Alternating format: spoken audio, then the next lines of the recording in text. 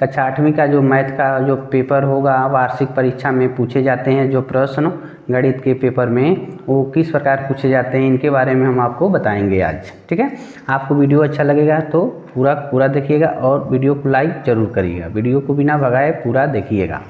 प्रश्न पहले हम बताएंगे कि बहुविकल्पी प्रश्न कैसे पूछे जाते हैं। तो बहुविकल्पी प्रश्न जो वार्षिक पेपर होगा आपका कक्षा 8वीं का गणित के, उनमें कैसे बहुविकल्पी प्रश्न आएंगे वो हम आपको पहले बताते हैं।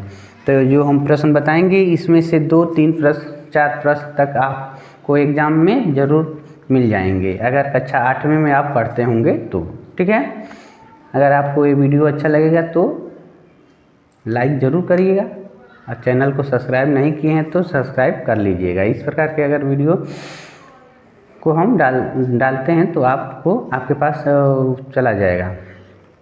चलिए हम बताते हैं। यहाँ पर कह रहा है कि यहाँ पर पहला प्रश्न कह रहा है बाबू, देखो यहाँ पर कह रहा है कि 15 का वर्ग, तो वर्ग से भी, क्योंकि जो वर्ग और वर्गमूल कक्षा 8वीं का चैप्टर है तो वर्ग या वर्गमूल करके भी क्वेश्चन पूछ सकता है। तो 15 का वर्ग पूछा है, तो वर्ग का मतलब होता है जब किसी भी संख्या का पावर 2 कर दीजिए और उसको आपस में 2 बार गुणा कर दीजिए, जितना आएगा वो वर्ग हो गया।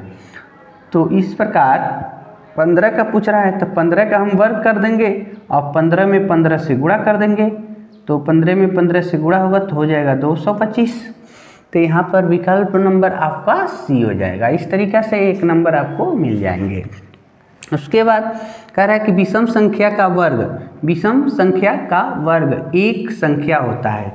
अगर विषम संख्याओं को हम आपस में गुणा करते हैं, वर्ग करते हैं, तो जो मिलेगा वो कैसी संख्या प्राप्त होगी, सम संख्या की विषम संख्या। यहाँ पर देखो ये भी तो 5 भी तो विषम संख्या है, 15 भी विषम संख्या है, और हम मान लो 7 का वर्ग करते हैं तो भी विषम संख्या है।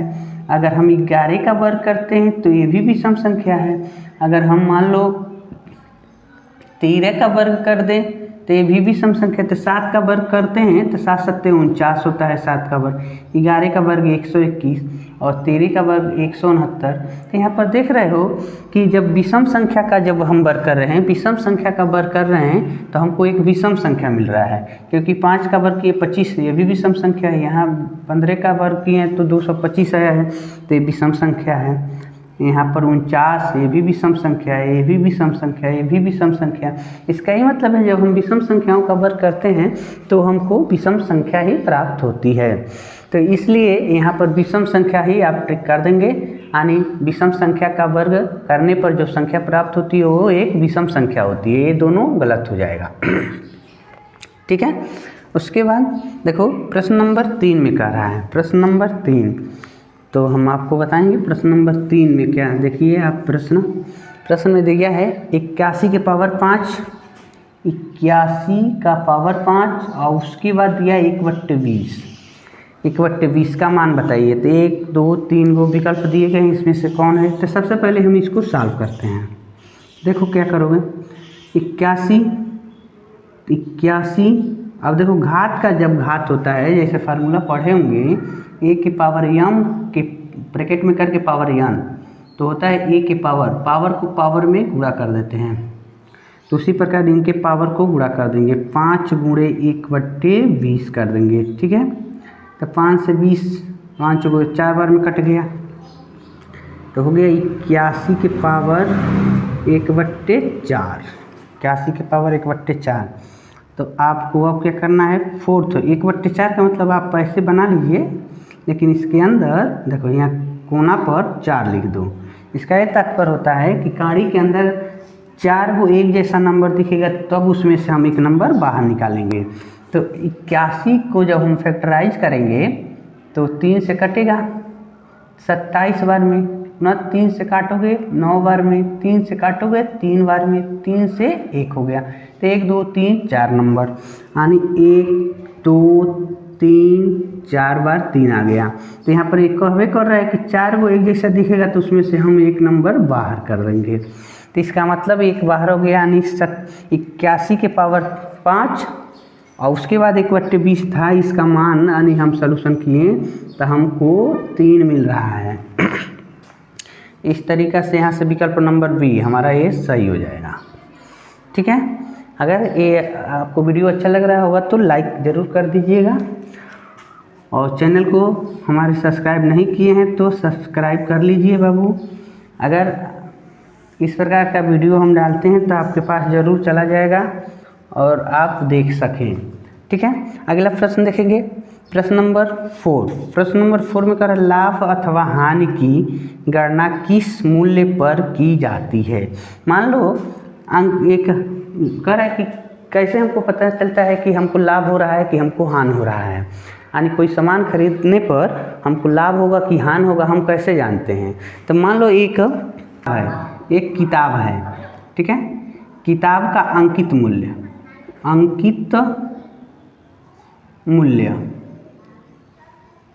425 रुपये है, 425 रुपये है, और हमने ख़रीदा तो उसको हमने 400 रुपये दे दिए, 400 रुपये देकर किताब खरीद लिए।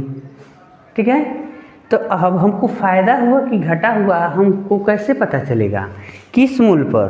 अंकित मूल्य पर कि देय मूल्य, मतलब जितना पैसा हमने देने का काम किया उस पर। तो किस पर डिपेंड करता है कि हमको फ़ायदा हो रहा है कि नुकसान हो रहा है। तो इसका मतलब हमको 25 रुपये का फ़ायदा हो गया। ठीक है, तो कैसे पता चला कि हमको फ़ायदा कब हुआ?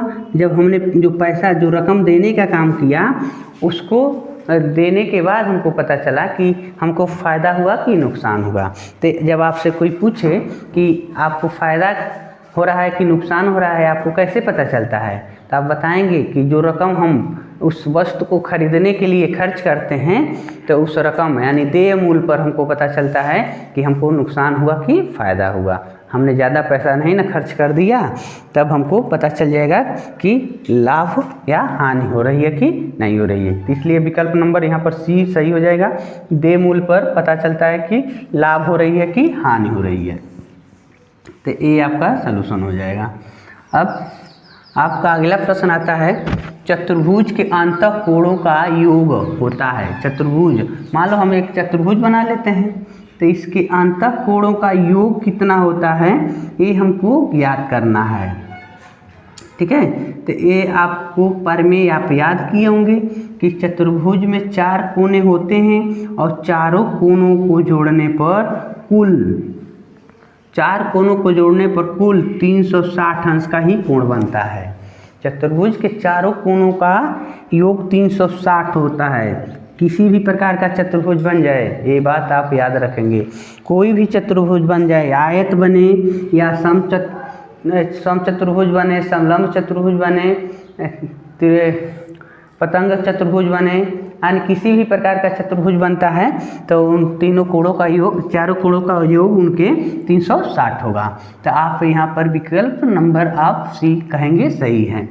उसके बाद कह रहा है कि दो समांतर रेखाओं को पृथक बिंदु पर प्रतिच्छेद करने वाली रेखा कहलाती है। यानी पृथक का मतलब होता है अलग अलग। अगर दो समांतर रेखाएं, तो ये देखो ये 2 समांतर रेखाएं हैं, इनको अलग अलग, मान लो यहाँ पर एक यहाँ पर कोई रेखा है जो काट देती है, ऐसे काट दी, यहाँ काट दी, यहाँ काट दी, तो ऐसे कोई रेखा काट देती है, पृथक अलग अलग बिंदुओं पर काटने का काम करती है, तो उसको कौन सा रेखा कहते हैं? समांतर रेखा कहते हैं? नहीं, ये तो समांतर है नहीं, टेढ़ा जा रही है, तिर्यक रेखा कहते हैं और समांतर रेखा कहते हैं। तो ये तिर्यक मतलब तिर्यक होगा, तिरछा होकर जा रही है। तो 2 समांतर रेखाओं को अलग अलग बिंदुओं पर काटने वाली जो रेखा होती है उसे हम तिर्यक रेखा कहते हैं। तो इस तरीक़ा से विकल्प नंबर आपका भी यहाँ सही हो जाएगा। प्रश्न नंबर 6वें का आंसर हो जाएगा। अब देखो प्रश्न नंबर 7 में कह रहा है कि चतुर्भुज के वे कोण जिनको एक भुजा उभयनिष्ठ हो, यानी जिनकी एक भुजा उभयनिष्ठ हो। तो मान लो ऐसे हम चतुर्भुज बना लेते हैं और यह कोण ले लेते हैं, ठीक है, उसके बाद यह कोण ले लेते हैं। तो इस कोण को बनाने के लिए भी यह भुजा है और इस कोण को भी अगर हम लेते हैं तब भी हमारा ये भुजा है। तो इस प्रकार देखो ABCD हम कोण लेते हैं DAB, एक कोण हो गया यह, और दूसरा है ABC। तो दोनों में AB भुजा उभयनिष्ठ है, कॉमन है, यानी इसको भी बनाने के लिए तैयार है। और B कोण जब हम लेते हैं तब भी भुजा AB तैयार है, तो दोनों में उभयनिष्ठ है। तो चतुर्भुज के वे कोण जिनकी एक भुजा उभयनिष्ठ होती है वो क्या कहलाती है? संलग्न कोण, और विपरीत कोण और सम्मुख कोण। जिसमें एक भुजा जब कॉमन है तो सम्मुख कोण होगा ना, इसका सम्मुख यह है। तो जब सम्मुख कोण लेंगे तो एक को भुजा बराबर नहीं मिल रहे, उभयनिष्ठ नहीं मिलेगा, तो गलत हो जाएगा। विपरीत कोण, इसके विपरीत कोण कौन है? यह है या इसके यह है, या संलग्न कोण कहेंगे। ये देखो इसके जस्ट बगल में यह है, या इसका संलग्न यह भी हो जाएगा, लेकिन जो भुजा उभयनिष्ठ है उसमें ये मिले हुए हैं, इसलिए ये दोनों एक दूसरे के संलग्न कोण हो जाएंगे और विपरीत कोण नहीं होंगे। ये आपका सही हो जाएगा। उसके बाद प्रश्न नंबर 8 में देखिए, प्रश्न नंबर वहाँ 8वां दिया गया है, वृत्त का एक उदाहरण है। अब बताओ, किताब ऐसे बनाते हो, तो किताब जब ऐसे बना लेते हो, ठीक है, ऐसे किताब बना रहे हो, तो ये बताओ यह वृत्त के मॉडल है, वृत्त जैसन दिख रहा है किताब, तो ये वृत्ताकार नहीं है, वृत्त के आकार की नहीं है, तो कहेंगे किताब वृत्त नहीं होता है। वेलन, तो वेलन कुछ इस टाइप का बताया गया था, यह वेलन होता है, तो वेलन भी वृत्त का उदाहरण नहीं है। लेकिन घड़ी जब हम बनाते हैं तो घड़ी कुछ इस टाइप का बनाते हैं, ठीक है, और सुई लगा दीजिए ऐसे, 12 बज रहा है, 3 बज रहा है, 6 बज रहा है, 9 बज रहा है, तो घड़ी कुछ इस टाइप का होती है, तो घड़ी वृत्त के आकार की होती है, तो आप कह देंगे घड़ी वृत्त के आकार की होती है। उसके बाद क्वेश्चन नंबर 9 में कह रहा है, 9वें प्रश्न में कह रहा है कि चक्रीय चतुर्भुज के सम्मुख कोण का योग। अब देखो चक्रीय चतुर्भुज होता क्या है, तो एक वृत्त के अंदर अगर हम चतुर्भुज बना दें इस टाइप का अगर, ठीक है, तो इनमें यह कोण और यह कोण, यानी इनको दोनों को जोड़ लेते हैं, चाहे इस दोनों को जोड़ लेते हैं, तो इनका योग कितना होगा? तो आपको पर में बताया गया था कि चक्रीय चतुर्भुज के आमने सामने यानी सम्मुख कोणों का योग 180 अंश होता है। चक्रीय चतुर्भुज के सम्मुख कोणों का योग 180 अंश होता है। तो विकल्प नंबर आपका सी सही हो जाएगा। इस तरीक़ा से आप सलूशन कर देते हो तो आपको 1 नंबर और मिलेगा। अब देखो 10 नंबर का प्रश्न कह रहा है कि वृत्त की परिधि, तो वृत्त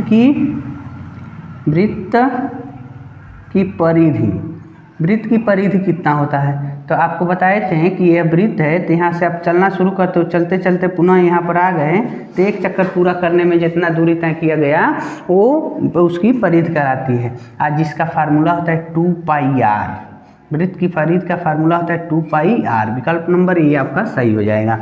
तो इस तरीक़ा से 10 प्रश्नों का हम लोग अध्ययन किए, 10 प्रश्नों को देखें, जिनमें से 4 से 5 प्रश्न आपको एग्जाम में मिल जाएंगे। तो अगर ये वीडियो आपको अच्छा लगा तो लाइक जरूर करिएगा और चैनल को सब्सक्राइब कर दीजिएगा, नहीं किए होंगे तो आप चाहते हैं कि इसके आगे का भी प्रश्नों का सलूशन आपको मिले तो आप कमेंट बॉक्स में अपनी राय ज़रूर दीजिएगा। आज के लिए इतना ही हम पढ़ेंगे। धन्यवाद।